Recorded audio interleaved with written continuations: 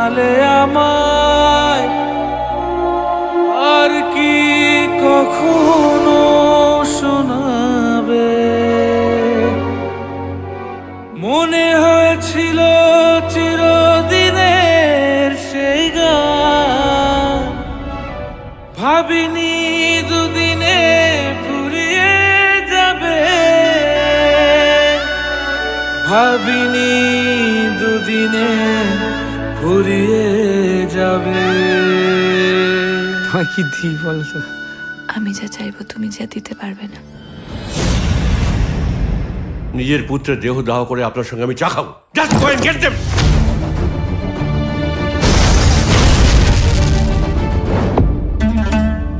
আপনি ইন্দ্রনাথ খাসনবিশ। সাধারণ জীবনযাপন করে আমি আমার পরিবারের একটাও দায়িত্ব পালন করতে পারিনি।